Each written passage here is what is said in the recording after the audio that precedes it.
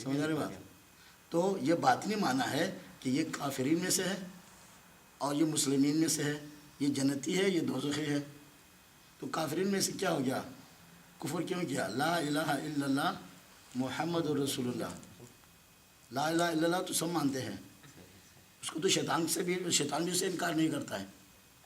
ابھی شیطان کو بول دے کہ بس وہ آدم علیہ السلام کا جو مسئلہ ہے وہ چھوڑ دیا تو وہ ابھی بھی خوش ہے کہ اللہ کو سجدے کرتا رہے گا، اس کو اللہ سے کوئی بیر نہیں ہے۔ عیسائیوں کو اللہ سے کوئی بیر نہیں ہے، یہودیوں کو اللہ سے کوئی بیر نہیں ہے۔ یہ ہندو پھر بھی جب ٹاپ جو ہے نا وہ سب سے بڑا وہ والا ہے، جب بھی کوئی بات کریں گے وہ اوپر والا، وہ نہیں کہتے کہ زمین والا نیچے والا، اسی اللہ کو اشارہ کرتے ہیں۔ سکھ اسی اللہ کو گرو ہے، وہ بڑا ہے، وہ والا ہے، سب کو وہ دیتا ہے۔ لیکن کیا ہے پیچھے یہ تو لا الہ الا اللہ ہو گیا، لیکن محمد رسول اللہ یہ 360 بت ہے۔ وہاں بھی عیسیٰ علیہ السلام اور مریم علیہ السلام کو ٹھہرایا، وہاں پہ عزیر علیہ السلام کو ٹھہرایا۔ یہ محمد رسول اللہ کا پیچھے کا جو دوسرا جو کلمہ کا آدھا دوسرا حصہ ہے وہ اس کی بات ہو رہی ہے۔ پہلے کلمے پہلے حصے کو سب مانتے ہیں، دوسرے میں گڑبڑ دوسرے میں ہو رہی ہے۔ ہاں وہی یعنی یہ چیز جو ہے نا یہاں پہ، تو اس نے کہا کہ یہ یعنی اس میں ہے یعنی آپ کی قوم میں آپ کی امتی میں سے ایسے ہیں کہ حضور تو ہمارے جیسا بشر ہے، وہ تو ہمارے جیسا انسان ہے، تو برابری کا سودا ہے، کوئی بات نہیں وہ ہے۔ اور یا پھر جو ہے نا مشرکین ٹوٹلی۔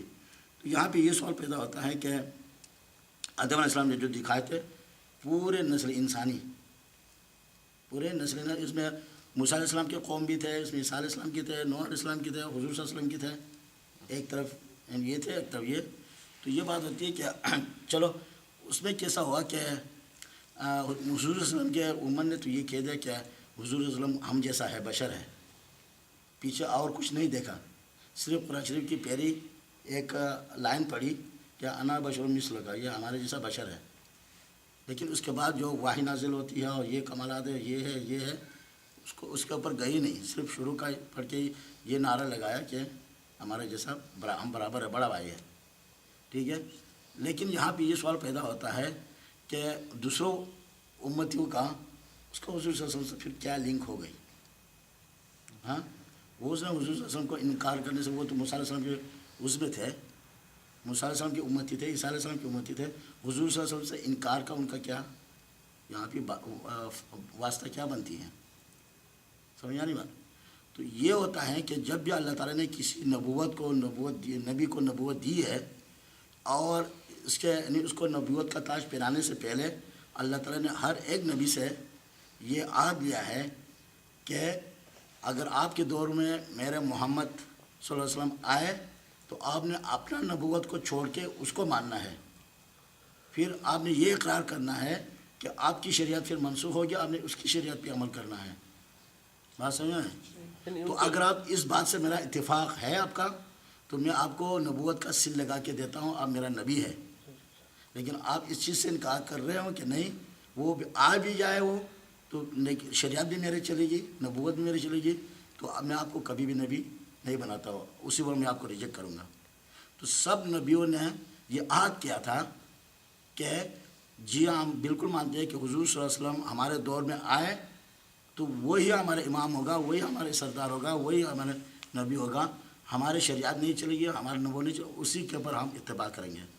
تو جب یہ انہوں نے سب نے ہر ایک نبی نے ہر ایک رسول نے اور دونوں نے یہ وعدہ کر کے تب ان کو نبوت ملی ہے، تو ان کو نبوت حضور صلی اللہ علیہ وسلم کے صدقے ملی ہے، ٹھیک ہے۔ ابھی جب چونکہ ان کو حضور صلی اللہ علیہ وسلم کے صدقے ملی ہے تو ان کی امتیوں کو بھی جو ہے نا حضور صلی اللہ علیہ وسلم کے صدقے میں وہ ان کی شریعت ملی ہے۔ تو اپنے نبی کا انکار حضور صلی اللہ علیہ وسلم کا انکار ہے۔ وہ اگر موسیٰ علیہ السلام کا انکار کرتے ہیں تو موسیٰ علیہ السلام کو کس کے صدقے ملے ہیں؟ حضور کے صدقے، تو حضور صلی اللہ علیہ وسلم کا بھی انکار ہو گیا انڈائریکٹلی۔ اپنا امتی کرتا ہے کہ یہ ہمارے طرح بشر ہے تو وہ ڈائریکٹلی انکار کرتا ہے۔ اگر کسی اور امت کا وہ اپنے دین پہ نہیں جاتا، اپنے پیغمبر کا انکار کرتے ہیں، وہ انڈائریکٹلی حضور صلی اللہ علیہ وسلم کا بھی انکار کرتا ہے۔ لہٰذا اس لیے یعنی جو مسلمین تھی جو حضور صلی اللہ علیہ وسلم کو اپنے نبی کو انہوں نے مانا تو انڈائریکٹلی انہوں نے حضور صلی اللہ علیہ وسلم کی بھی تصدیق کی. ہاں اگر وہ اس دور میں آئیں ہم اپنے نبی کی دین کو چھوڑیں گے, ہم حضور صلی اللہ علیہ وسلم کی نبوت کو مانیں گے. ان کے اسلام لانے کا یہ طریقہ تھا. تو یہاں پہ جو ہوا تو یہ یعنی آدم علیہ السلام نے حضور صلی اللہ علیہ وسلم سے یہ بات جو کلام ہوئی یہ اس بات کی ہوئی. وہاں پہ اگر آدم علیہ السلام نے اگر یہ کیا تھا کہ میں نے حضور صلی اللہ علیہ وسلم کو دیکھنا تھا, میں نے اللہ تعالیٰ کو میں نے اپنے آنکھوں سے دیکھنا ہے, تو موسیٰ علیہ السلام بھی نبی تھے, آدم علیہ السلام بھی نبی تھے. اگر موسیٰ علیہ السلام کی دعا اللہ تعالیٰ نے قبول کی تھی تو آدم علیہ السلام کی کیوں نہیں ہوتی؟ موسیٰ علیہ السلام کو تجلی یہاں معراج کے رات ملے تھے تو آدم علیہ السلام کو بھی ملنے چاہیے تھے.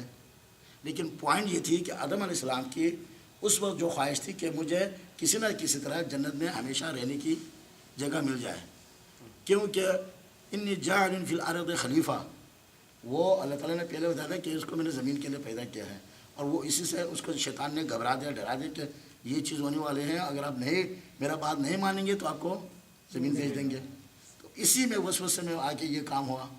تو وہاں پہ معراج بھی یعنی آدم علیہ السلام کو یعنی معراج اس وجہ سے نہیں ہوئی اللہ تعالیٰ کی, کیونکہ اس کا سوال ڈیفرنٹ تھا, ان کا سوال ڈیفرنٹ تھا. بات سمجھا کہ جاتا ہے. اچھا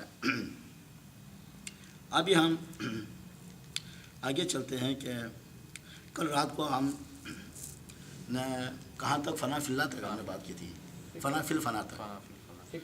ہاں فنا فی الفنا. فنا فی الفنا یہ ہوتا ہے کہ میرے پیر صاحب آنے غوث زمان حضرت پیر محمد اعظم شاہ رحمۃ اللہ علیہ, اس نے 7 سال جو ہے فنا فی الفنا میں گزارے ہیں.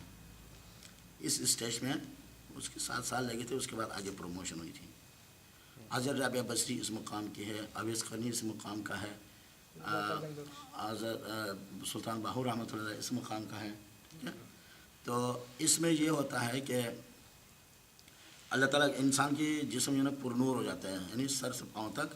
اور اس کا واقعہ یہ ہے کہ رابعہ بصری جو ایک دفعہ بیٹھی ہوئی تھی اپنے گھر میں, تو شام کا ٹائم تھا, تو کچھ اولیاء کرام ان کی صحبت میں بیٹھنے کے لیے آئے, ان کے استقبال کے لیے آئے. تو گھر میں تو جب وہ داخل ہوئے تو اتنا اندھیرا تھا کہ وہ ایک دوسرے کو دیکھ نہیں سکتے تھے. یعنی رابعہ بصری کی اس وقت مالی یہ پوزیشن تھی کہ تیل کے پیسے نہیں تھے کہ جا کے دیے میں تیل ڈال کے وہ روشنی کر دی. تو یہ اولیاء کرام تھوڑا بیٹھ گئے تو پریشان سا ہو گئے کہ ابھی یعنی جو بات کرنے کے لیے آئے ہیں اتنا اندھیرا ہے, ہم ایک دوسرے کو دیکھ نہیں سکتے, بات نہیں ہو رہی. تھوڑا سا میں پریشانی آ گئی. تو رابعہ بصری کو پتہ چلا کہ ہاں یہ میرے مہمان آئے ہیں, یہ تھوڑا آپ سے پریشان ہیں. تو اس نے اپنی انگلی کے اوپر جو ہے کلمہ پڑھ کے آیا پڑھ کے جو ہے نا پھونک ماری, تو وہ یعنی بالکل یعنی 1000 وولٹ کی طرح جو ہے چاند کی طرح اس میں روشنی پیدا ہو گئی, اور وہ پورے گھر جو ہے نا اس سے روشن ہو گیا. اور وہ اولیاء کرام پھر جو ہے نا آپس میں بیٹھ کے بات ہو گئی اور ایک دوسرے کو دیکھ رہے تھے. پھر چلے گئے, پھر وہ روشنی اس نے پھر ختم کر دی. تو وہ فنا فی الفنا میں تھی. فنا فی الفنا پہ وہ کسی جسم کی کسی حصے پہ نظر ڈالے تو وہاں سے نور کی شعلے نکلتے ہیں, ٹھیک ہے. اور پھر جو ہے اس کو تھوڑا سا اس پر یعنی ایسا کیفیت اس کی تعریف ہوئی بی بی رابعہ بصری کی کہ ایک دن اس نے ایک ہاتھ میں پانی لے کے اور دوسرے ہاتھ میں آگ لے کے بصرہ کے شہر میں گھومنے لگی. لوگوں نے پوچھا کہ بی بی آج یہ کیا معاملہ ہے, یہ کیا کر رہی ہے آپ؟ تو انہوں نے کہا میں پانی سے جا کے دوسروں کو ٹھنڈا کر رہی ہوں اور آگ سے میں جا کے جنت کو جلاؤں گی. سمجھا رہی بات؟ تو زیادہ اس کا یہ تھا کہ وہ اس اسٹیج رضا کی اسٹیج پہ تھی. رضا کی جو کلام رضا کی بات کر رہے تھے نا, رضا یہ ہے کہ آپ نے کسی ڈر یا خوف یا کسی خوشی کے خاطر اللہ تعالیٰ کو یاد نہیں کرنا ہے. اللہ تعالیٰ کو صرف اس کی رضا کی خاطر کہ اللہ ہم سے راضی ہو, اس پہ آپ نے اس کی عبادت کرنی ہے. تو یہ لوگ جو عبادت کرتے ہیں یا تو جنت کی لالچ میں آ کے اللہ تعالیٰ کی عبادت کرتے ہیں, اور یا کہ دوزخ کے خوف سے اللہ تعالیٰ کی عبادت کرتے ہیں.